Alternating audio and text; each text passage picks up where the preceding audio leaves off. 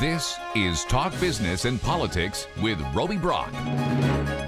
Welcome to this edition of Talk Business and Politics. I'm joined by Chad Causey. He's the Executive Director of the Arkansas Aerospace and Defense Alliance. A+? A+, yes, sir. Thank you very much. I appreciate you being here. Yes, sir. Thank you for having me. You guys have a conference coming up soon. We do. Tell me a little bit about what's on the agenda. Absolutely. Well, as you know, we've done an Arkansas Aerospace and Defense Summit for a number of years. We actually did our 10th one last year. Our board wanted to make sure that we were pursuing more connections from a regional level in terms of aerospace and defense opportunities for Arkansas companies to connect with those aerospace and defense companies in the region.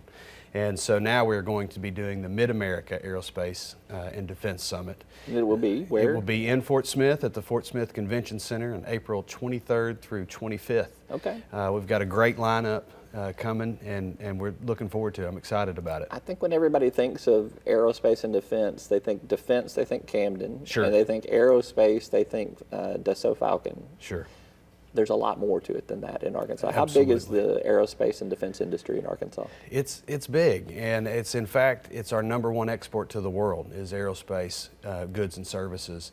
Now, most people would think it would be rice. When I ask that question, when I speak to audiences, usually that's the first question I get, or the first answer I get is rice. But I can take the boy out of the first district. I can't take the first district out of the boy. That's right. I did grow up in rice country.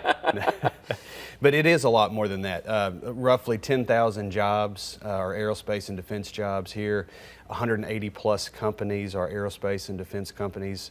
We have aerospace and defense manufacturers, defense contractors, as you mentioned, down in Camden, jet, business aviation, aircraft interior finishing operations that include Dassault and many others, custom aircraft cabinets, galley support innovations. But you also have companies like Triumph that has two facilities in Hot Springs. You have lots of companies in Northwest Arkansas, Northeast Arkansas. It's all over the state. It's a big industry for us. Where are we primarily exporting to? Are we exporting to other states? Or are we exporting to other countries? Other countries all over the world.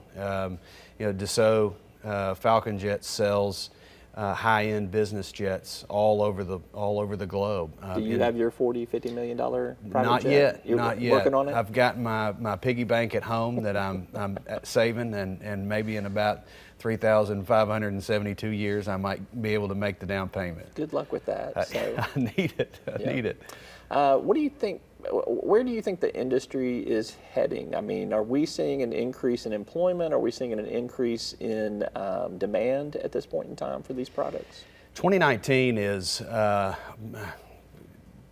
all forecasts that are out there that I have seen, is showing an upward trend for aerospace and defense. There's a 14,000 plane backlog. It's the largest it's ever been globally for aerospace. In the next 20 years, we're expected to see 38,000 aircraft built and put into service throughout the world.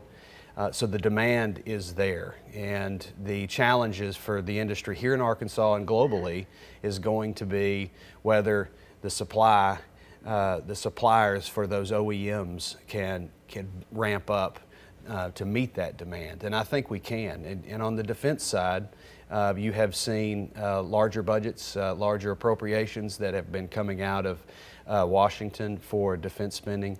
We have a lot of hot spots throughout the world with, so you see Japan ramping up defense spending. You have seen the EU start to ramp up in certain places. Certainly in the Middle East. Middle We've seen East, a lot of contracts there. Of course, a lot of contracts. Lockheed had a very sizable contract in the Middle East just recently.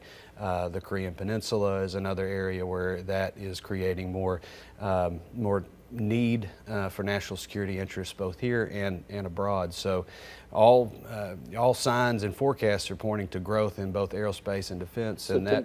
So to meet that demand that you see rising in the near future as well as currently, you got workforce issues are kind of a number one priority for these industries. It is, and that's again not unusual for Arkansas. We're in the same boat with other companies or other states throughout the U.S. We've got to increase trained and skilled workforce to participate for our companies. These are advanced manufacturing jobs primarily. I mean, quite frankly, somebody that's good with gaming equipment might be more qualified than, say, a welder.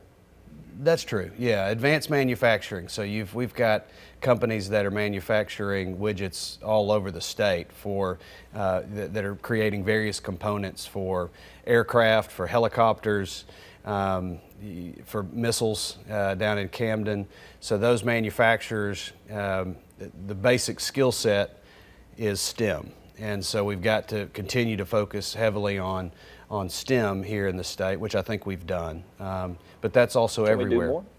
I think Can we put something on steroids, I guess? I mean, to meet that demand, would that help us? Yes, of course. I think the more that we can do to engage the next generation workforce, because normal rates of attrition will be enough for us to handle, but when you account for the increase in demand that the OEMs throughout the world are going to be trying to meet to put more aircraft. And an OEM is, for people who don't know? An OEM is an original equipment manufacturer. And they are supplied by Tier 1, Tier 2 suppliers that are providing them the components to create a missile or a Dassault Falcon jet or a Volvo. Yep. Or a Chevy. All right, once again, the conference is April 23rd through 25th? 23rd through 25th. Registration is still open, and anybody who's interested in coming is ArkansasAerospace.com. Okay, all right. It's Chad Causey with the association. Thank you so much. Thank you, Roby. All right, good to be with you. Good to be with you. All right, that's all for today's program. I'm Roby Brock. We appreciate you tuning in. We'll see you next time. Each day, the promise of our nation begins again. Arkansas and America, moving forward. I help make that promise a reality.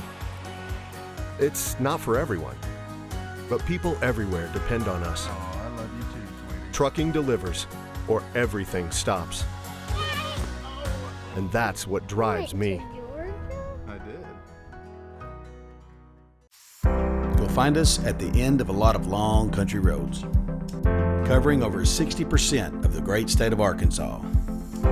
Our 17 electric distribution cooperatives are working day and night to provide reliable, affordable power to over 500,000 homes, farms, and businesses, just like yours. The Electric Cooperatives of Arkansas, your local energy partners.